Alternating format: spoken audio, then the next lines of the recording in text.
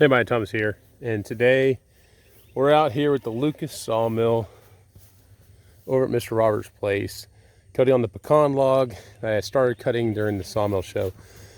Now, during the Sawmill show, I found it very difficult to try to run 3 sawmills throughout the show, so I only did 1 cut with this here at the show, and my blade that I had on there was quite dull or wasn't sharpened correctly, one of those two. And yeah, long story short, did not do a lot of cutting with this. I did do a decent amount of cutting with the Peterson mill over there, and of course we had our Timber King 2000 out there cutting. So we're going to go ahead and show you a few things. Putting this chain on is actually quite challenging sometimes because of how long this actual bar is. With the bar having a cut area of 76 inches, it does make it difficult. And I find that actually 2 people help when putting this on. Now I'm going to go ahead and throw in a time lapse and everything, but because it does take me a while to get this on there myself. Thank goodness I've already untangled all the knots and everything. So let me change the camera over to the other side. We'll throw in a little time lapse and everything. Shows us putting on there, and we'll do a cut or so by real time.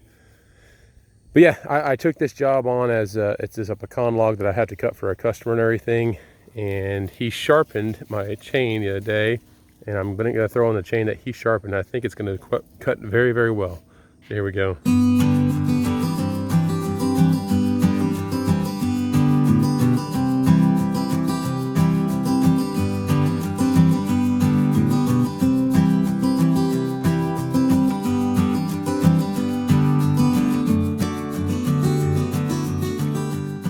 Okay, so I believe I've got everything figured out now. I got the tracks back and leveled out. I think we're ready for our cut. So again, this is going to be using a chain that's just sharpened. I'm going to go ahead and do a time lapse just so I can see how she's cutting everything. And then go into probably a real-time cut, because it's going to take probably 6 minutes or so to get to a cut like that. We'll see. So stand by.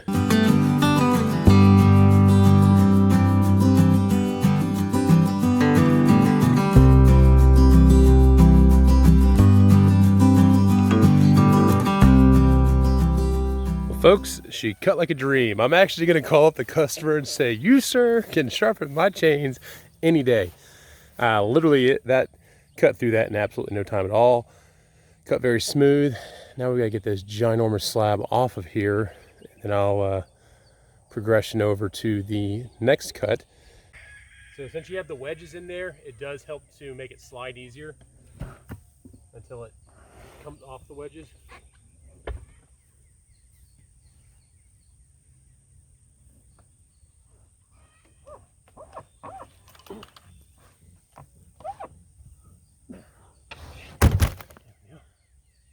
Easy as pie. If pie was a 300-pound piece of pecan pie.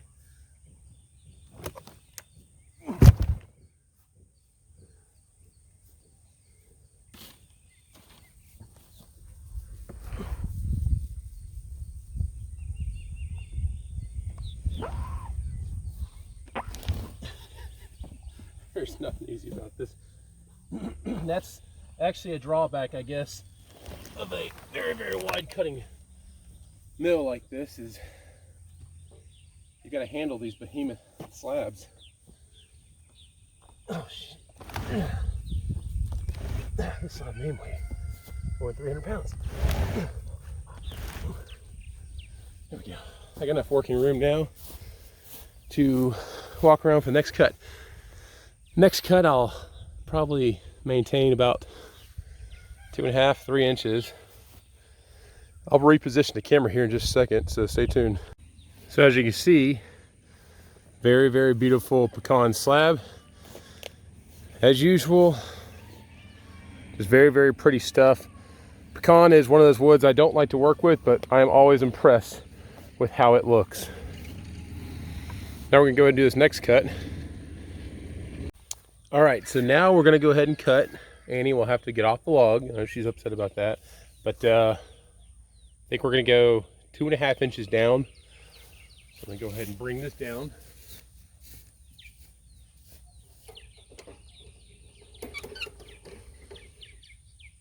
Actually, you know what? I'm gonna go ahead and do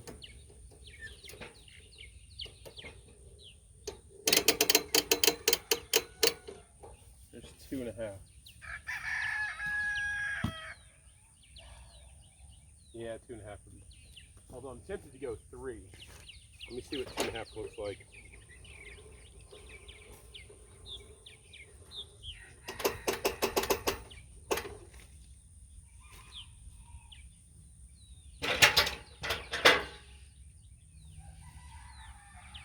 You know what I always forget to do? I always forget to turn off my oil pane.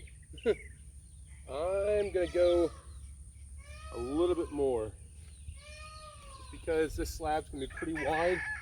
It looks to be greater than 3 feet. And I was just talking to someone, they said for every inch, or excuse me, for every foot wide that a piece is, you want to go that same number of inches thick.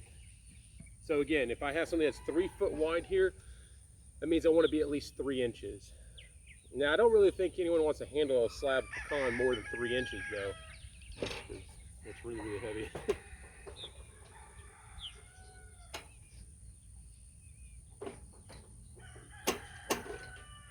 All right, there's 3 inches. All right, Annie, come on, hop off. Come on. I don't want to. If I crank this up, she might. Nope. All right, come on, Annie, let's go. Come on, let's go. Good girl. Good girl.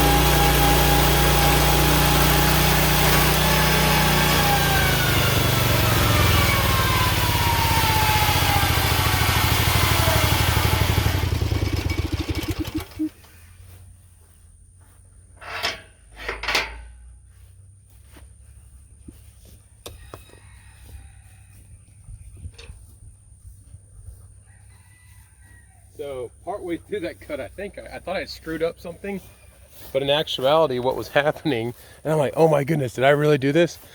Like, that didn't make any sense. But then I went back, and thank goodness I didn't change anything else. As this thing was shaking, as you saw the mill head shaking, my numbers started going down. I'm like, oh my goodness, did I really just screw up this cut and do 3 inches down there and 2.5 inches over here? In actuality, I did not. Thank goodness I cranked it down to 3 inches, but I'm like, wait a second. I cranked it back up, and then I looked at it. I'm like, no, it was right. I was going to do something stupid by adjusting. Once you do something, never adjust.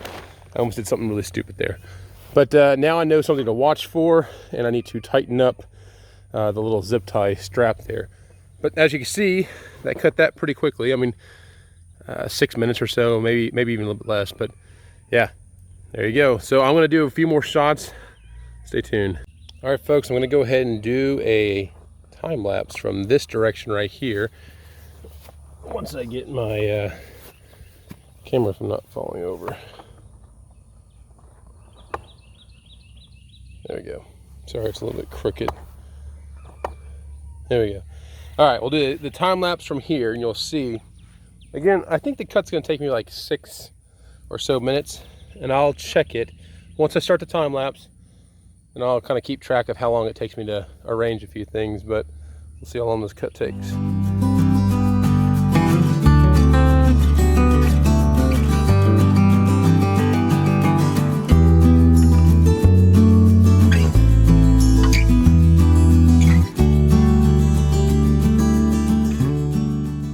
Okay, looking at the hyperlapse data there, it said 5 minutes and 49 seconds of recording time. And if you take off a minute of me doing things before the cut, we're talking roughly about just over 4.5 minutes for that cut. Not too shabby for something that is probably 3.5 foot wide here at the base. So yeah, and it's pecan too. So pecan is always, a turd to deal with. So we're gonna go get this off with the tractor, throw it on the trailer, and get ready for our next cut. These slabs are turning into some real beauties. I'll tell you that, real beauties. Well, folks, there you go. All the slabs out of that giant pecan right there. Pretty good. So 1, 2, 3, 4, 5, 6 really solid slabs. The top one here, again, we had kind of a hillside. Have a bit of a bell on this side, and as you can see, it tapers down to practically nothing on this side right here. But that'll keep enough weight on the actual mill or the log itself to keep things from moving. All the slabs were pretty much cut at 3 inches, with the exception of this slab right here, which contained the pith. I'll have to go on the other side and show it. So we kind of shot right for the middle on the pith on that one. You see, so it's a 4-inch slab. Pith is almost towards the center. That will be the most unstable slab, but if they wanted to get like a mantelpiece at the front or back, that would also be possible. But if they keep all this weight on there, and we'll see. So there you go. Large pecan slabs, max width just over 40 inches. I think about 42, 44, somewhere in that range. Pretty impressive. Stay tuned. Please like, subscribe. We'll see you around.